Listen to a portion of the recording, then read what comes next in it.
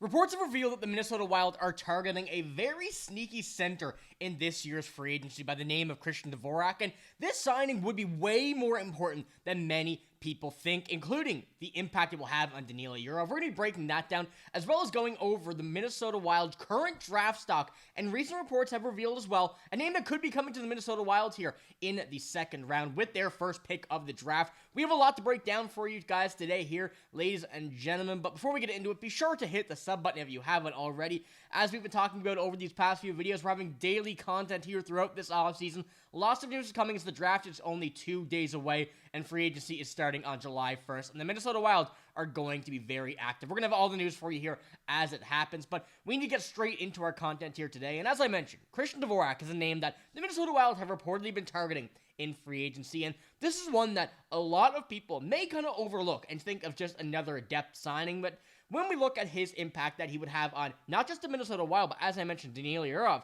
things are getting very interesting on that front. Now, I wanted to first pull up what a contract could look like, and according to AFP Analytics, a 2-year, $1.7 deal is what Christian Dvorak's kind of realm of possibility would be. Now, Christian Dvorak is not a guy known to put the puck in the back of the net. He's a very good two-way center and has been just one of these reliable players that has been on the Montreal Canadiens roster for the past few seasons to help develop these younger players that Montreal is currently housing and what they're trying to do to develop this team into a very, very good one. Now, I wanted to pull this up as well, kind of go over his stats, 33 points, 82 games, and as I mentioned, not known to put the puck in the back of the net.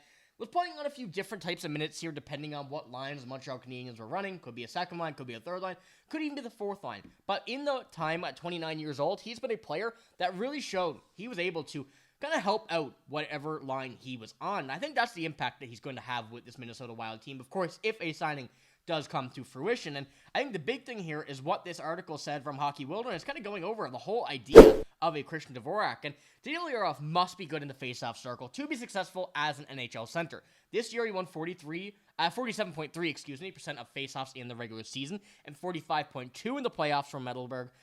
Having a mentor like Dvorak can help Yurov become a 50% faceoff center to start his career.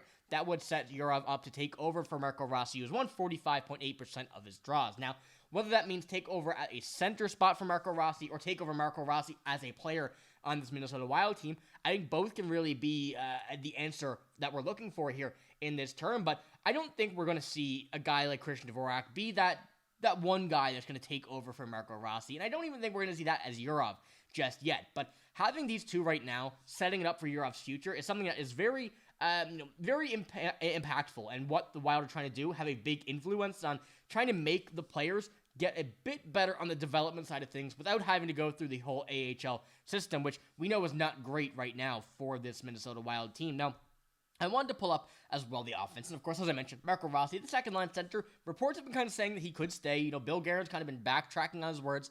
That's what we've really spoken about in the past few videos. I do recommend go checking those out to kind of get an idea of what the middle of the ice could look like for this Minnesota Wild team. But as we look at it, a guy like Freddie Gaudreau is very, very similar to this Danila Yurov instance of having a guy like Christian Dvorak, where you're helping out a young player, you're very good all around the ice, and Freddie Gaudreau, at 32 years old and at a $2.1 million contract, is going to be sort of that player that could be a replacement by Christian Dvorak. If they're looking to get rid of Freddie Gaudreau, who has been an option in a trade according to Michael Russo and Joe Smith, looking to potentially get moved from this team, Christian Dvorak is a fit at nearly the exact same price, a little bit younger, a little bit cheaper, and a bit better on the draws. But Freddie Gaudreau, has a bit of an impact more so than that stat as well on this team. And you could see Dvorak really fill in that role as well. Now, I wanted to pull up Christian Dvorak's face-off percentage. And as you see here on the very far right of this graphic, over the past few seasons, he's been 55, 57, 52, 56, 52, 55.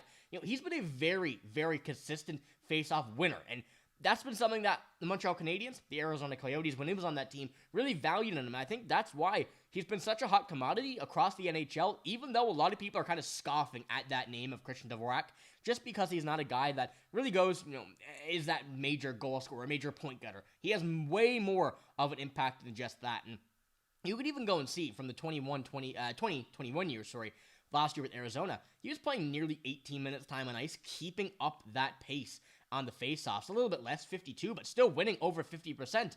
And that is something that the Minnesota Wild, as a team and everybody across the NHL really needs to start at if they want to be able to win games, develop young players, and go from there. And I think Danila Yurov is going to be the perfect option to get a guy like Christian Dvorak. And I wanted to pull up as well, looking at Danila Yurov's stats going for the faceoffs on the not just the far right, but over the past few faceoffs ones, and then you get the faceoff percentage on the far right. He's been a little bit below 40 over these past 2 seasons, throughout the regular season and the playoffs. And I think that's if what the Minnesota Wild wants to do, put him at center, that's what's going to have to get better, is his faceoffs as a primary option. We know the goal scoring is there, we know the talent is there, and a guy like Christian Dvorak, who not just will win the faceoffs on himself, being a great penalty killer, can play the faceoff if on the power play if need, but he can show Danila Yurov what it takes to be an elite NHL faceoff man in this league. So let me know what you think about a guy like Christian Dvorak. Not just the impact that he would have necessarily on himself on the team, but what it would impact with Danila Yurov as well. Do you think it's worth that now, especially at this price, which of course is really not bad at all?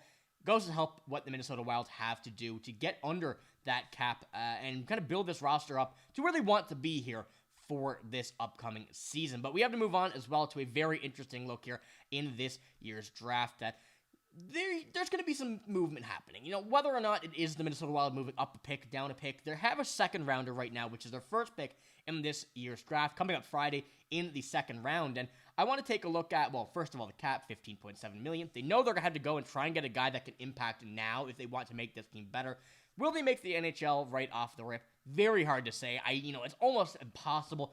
But at this point, we know the Wild need to at least do something here on this side of things. And I want to pull up this article here from Mariah Stark at the Hockey Writers. And this is what she had to say about this Minnesota Wild second-round pick. When looking at names around the 52nd pick, which currently stands for the Minnesota Wild, Conrad Fonderk, who is a center from the United States Development Program, Alexander Zarkovsky, I believe it's pronounced, who's a right winger from the MHL, and then finally Adam Banak, a center from the United States Hockey League, all stand out. All 3 of these players should be interested in the Minnesota Wild, who want to build their center and wing positions. Now, the thing is here, a lot of these movements, these players have had some movement in the rankings over the past, couple weeks, days, weeks.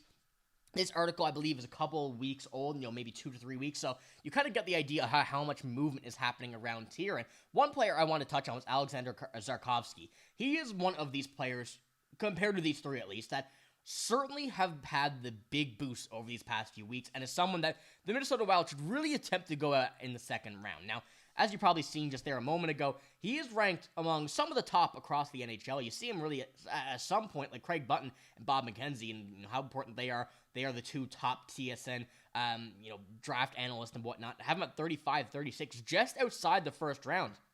Well, there's many also having him in the first round, at the end of the first round, some late in the third, second. It's just a lot of a mess, I guess we could say here, going over where he stands. And if the Minnesota Wild even at least have a chance at him at 52, they need to go and take a look at that. Because looking at his stats and kind of looking at the way that we've been able to see his whole kind of career play out this far, he's been a guy that looks like he's on pace for a very special, kind of career in the NHL.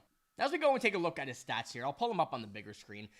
He's been a player that in the MHL, which of course is, kind of the AHL to the KHL, it's not the exact same, but along the lines of that, and you look through his past on his U17, U16, he's been one of these players that have been able to put up numerous amounts of points, and points that are very important when the time matters, especially looking at this year's playoffs with the Russia U18, 19 points in 10 games. Now, those numbers, of course, very, very good to see. You see that a little bit more in the KHL and the MHL than other places like in the CHL, the NCAA. Things like that are not where we see the stats normally. So having him come out here in the 57th pick, if that's the realm of possibility that he's holding for the Minnesota Wild, they need to get involved as quick as possible here in this, and even move up a few picks after kind of losing quite a few to getting, getting David Jiricek here from the Columbus Blue Jackets. So let me know what you think about that. Let me know what you think about the pick, as well as Christian Dvorak here in this year's free agency, as well as the draft. A lot of moves coming. I think the Minnesota Wild need to think about this very, very good,